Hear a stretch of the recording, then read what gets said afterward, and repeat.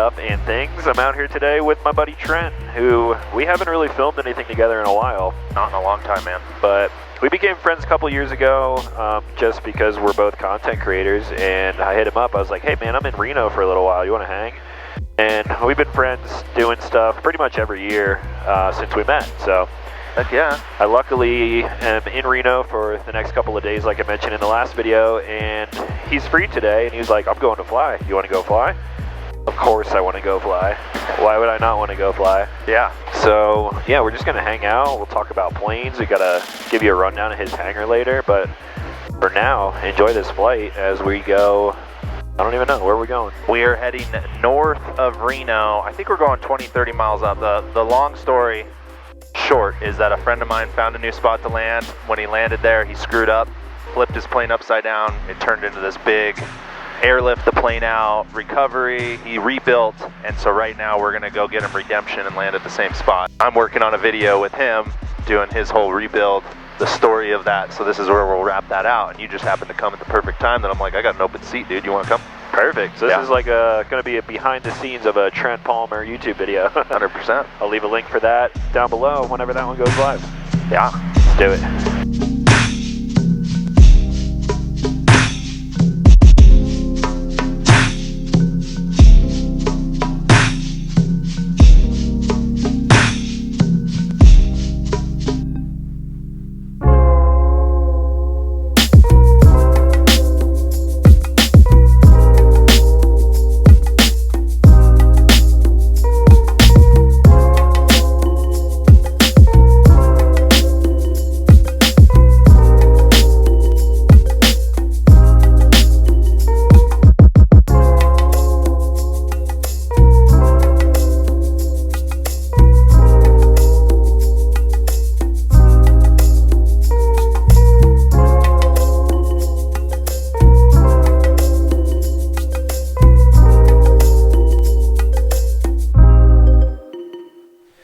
And just like that, we are back at Trent's hangar here, which was not built when I last visited. There's probably a slim chance that you guys even caught that video, but I'll leave a link for it over here. That was the first time I ever flew with Trent, saw the Kit Fox, and saw his whole house build, which he documented on his channel.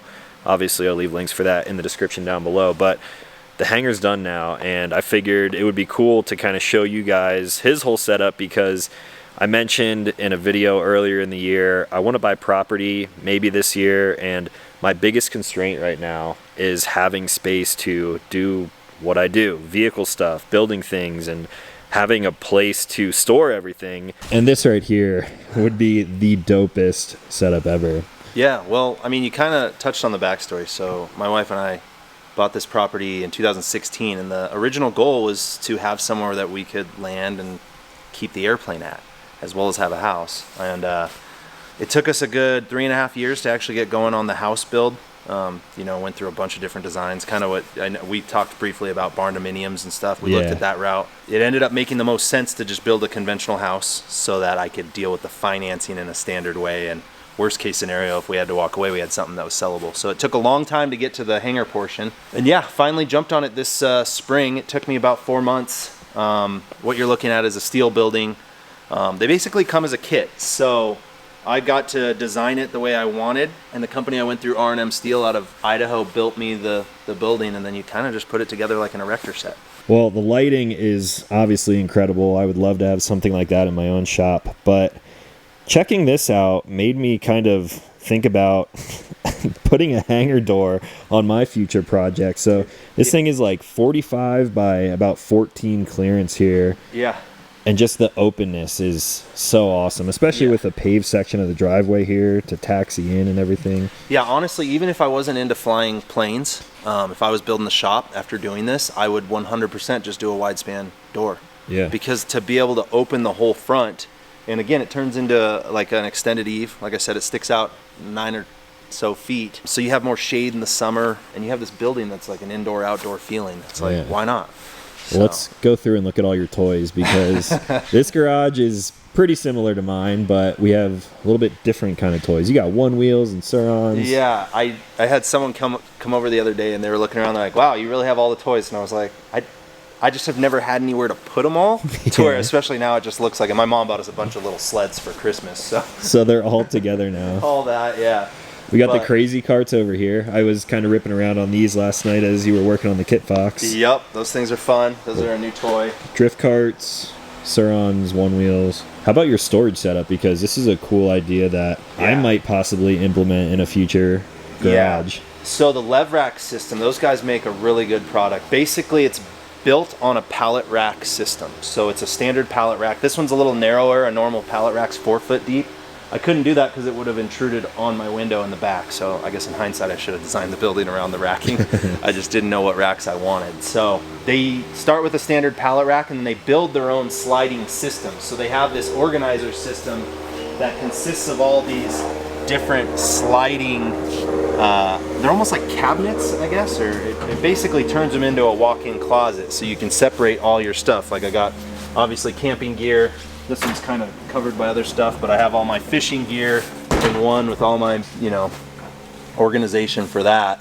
But it's kind of cool because you can close things away. They don't have to be exposed to everything. You're not looking at them. And they have so many different organizing options. Like in my little camera section, which is a mess right now, like I've got the drawers with dividers built in. They've got other open dividers. It's pretty awesome, the system that they make for these things. Yeah, I nerd out about stuff like this because obviously when I'm living in small spaces, organization is key. Like you have to either live small with minimal things or be really good at organizing. So you have like all these different lev rack cabinets for different adventures, camera stuff, fly fishing stuff, and across the board. So yeah, and don't look at this, it's a mess here, but 3D printing. Like I got airplane stuff. I should, I do some of the merchandise stuff like you do, and we were talking about that. I want to start fulfilling from here and just use the back couple sections for that. Yeah. So that would be the goal. But then otherwise, as far as the building goes, so it's a steel building that came as a kit. It's insulated. Currently not heated. I did run PEX in the floor, so I've got basically, poly tubing through all the floor for heat. It's insulated under the slab as well as around it. So as it is, you saw, it's not too cold in the mornings, even though it was, about freezing this morning. It was still 45 to 50 in here. So it holds heat pretty well. Obviously I started with just the high bay lights. They weren't enough, so I went and bought these hex grid lights. I actually got them off Alibaba in China, so it was like less than half the price of the US ones, and I'm sure it comes from the same place. So. Probably, yeah. Yeah, I'm trying to think of what else. I guess the next thing is figuring out how to heat the floor. I want to use solar hot water collectors, ideally, so it can be kind of passive. And then in the summer, I want to pull, or basically circulate the water through holes in the ground, run PEX through the ground out in the yard, so it could kind of keep the slab cool. Similar to what you'd do for a geothermal like ground source heat pump, but I don't want to run the heat pump. I just want to passively let it circulate. So it's all ideas, just some stuff I'm going to play with in the future. So. Love it. So we don't really have a plan for today. I'm just in town for a little while, just kind of like, hey man, you want to hang out? Yep. Luckily he's not doing anything now, but we might record a podcast and kind of talk about like the homesteading kind of stuff that he went through with building this property out, infrastructure and everything. Talk about flying, and yeah, I'm not sure where we're going with this video, but I'll bring you guys along whenever we're doing something worth noting. Yeah, I like it. Well, since Trent has all the fun toys, he asked me, have you ever been in a Raptor? And I have. I've been in your Raptor before, I've been in some other Raptors, but I haven't gotten like the Raptor experience. Yeah, so we're gonna go to 3 different Starbucks drive-thrus, and we're gonna drive over every curb we can find. Yeah, a couple malls along the way too. Yep. We're gonna do it right. Turn all the lights on so everyone knows we have off-road lights that never go off-road. So enjoy this quick little montage of Trent's mall crawler Ford Raptor.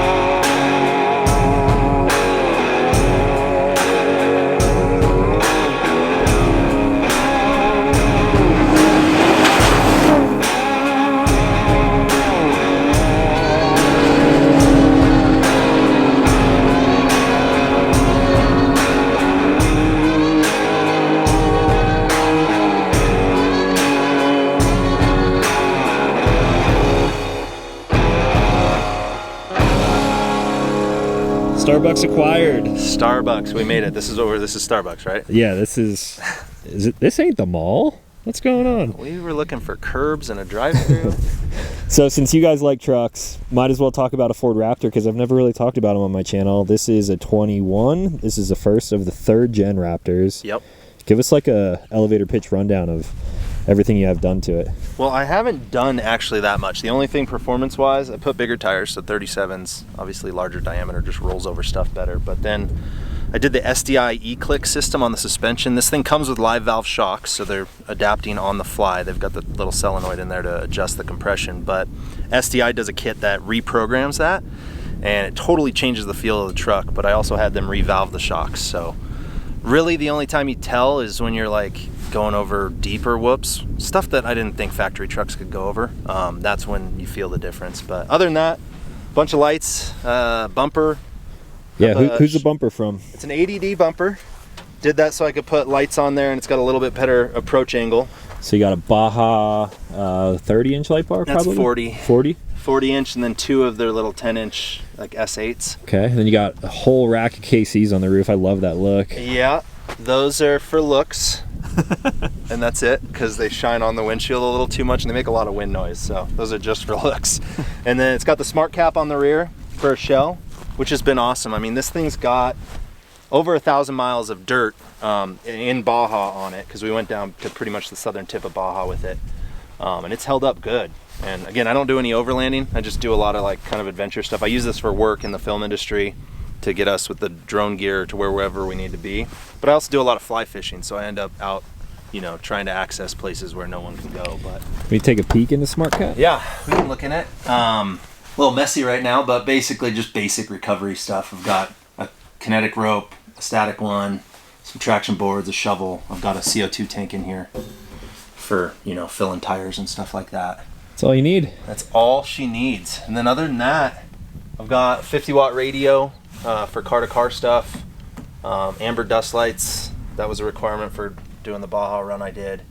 And then I got a Starlink on the roof. Flat mounted, which is Flat pretty mount. cool. Yeah, the unique componentry dish, which I love because I can just pull it off, throw it on our camper, take it out, put it in the plane if I'm going in the backcountry. Just make sure you're connected. You know, it sounds bougie, but at the same time, it's kind of a safety thing. I've told people that in the past in videos, and they're like, oh, why do you need internet? I'm like, well, I do for what I do on YouTube, but it's really a safety thing. It totally is. If you blow an axle or something way out here where there's nothing for miles, Yep. you can call someone. And it's, you know, there's some truth that the new phones have satellite messaging through them.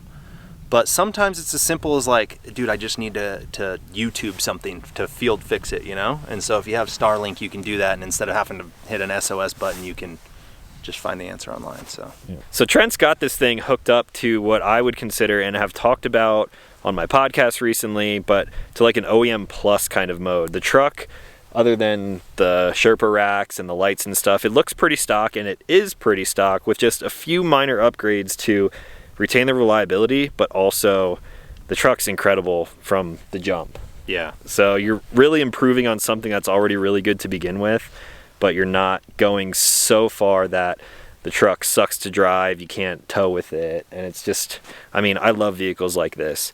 And if you guys see me build a vehicle or two this year, there's a good chance that it's going to be this OEM plus kind of, what would you call it? I don't know. Yeah, you try not to screw with it. On the Baja trip we did, the guy that runs it is like stock. And then in the snowmobile world, we joke about that. We say stock or walk, because once you mess with it, then you're walking home. Yeah. When it's broken down out And there. I so. have done that before, so Yep. I don't want to do that anymore. Yep. Yeah, thanks for the rundown, dude. I have buddies that say the more you f with it, the more you gotta f with it. It's like, just don't f with it. That's so true. Yeah. So what do you guys think about OEM plus modification of vehicles like this? Or what do you think about the Raptor? Drop some comments. And you can see more of it on his channel too. Yeah, I've got more Starbucks stuff on my channel. So. Hell yeah. All right, guys, it's about 8 o'clock at night, and today was an absolute blast. Huge thanks to Trent for hanging out with me today, because I don't really know anyone else in the Reno area, but I've been hanging out with him for the past like 3 years now, coming out here, and it's a great time every time. Him and I actually recorded a podcast, which will be coming out not this Monday, but the following Monday. I'm trying to stay up to date on the podcast, so for the foreseeable future, you guys will get one every Monday at 7 a.m. Eastern Time or 9 a.m. Mountain Time. I'm in a pretty good camp spot for the night. It's loud. I don't know if you guys can hear that, but I'll be quiet for a second. No, it's pretty quiet in the Kimbo actually, but I'm parked right next to a highway again, and I'm in a really nice spot. I have a light out here. There's actually a 5G cell tower right next to me, so I'm pretty close to that tower, so I have blazing fast internet, which means I can get some work done while I'm here. Kind of tucked in a corner so I can have my tailgate open all night without an issue. I of course have my perimeter lights on now because if anyone walks up on me, I'll be able to see them. But I am surrounded by walls directly behind me and one right on the other side of the Kimbo wall here, so pretty secluded spot. And in the morning I'm close to everything around here, so I can grab something to drink and eat. There's a gym nearby, so I can do that whole routine again, get a shower because again I don't have my shower in the Kimbo. But yeah, just another day in the life of living on the road in the Kimbo. And tomorrow when I wake up, I'm actually going to head into South Lake Tahoe. So hopefully I can find something to do there while I'm waiting for my friends to fly into town. And then starting early the next morning, we're going to be ski boarding 5 days in a row. So stay tuned for all of those videos. I know some of you out there have been waiting for some skiing videos, and I promise they are on the way. So if you guys want to stick around for that stuff and you haven't done so already, please subscribe to the channel, leave a like, leave a comment, share this with your friends. All that stuff really helps creators like me a lot, so I appreciate you guys who follow through with that stuff. That is all for this video, so thank you guys for watching, and I'll talk to you in the next one.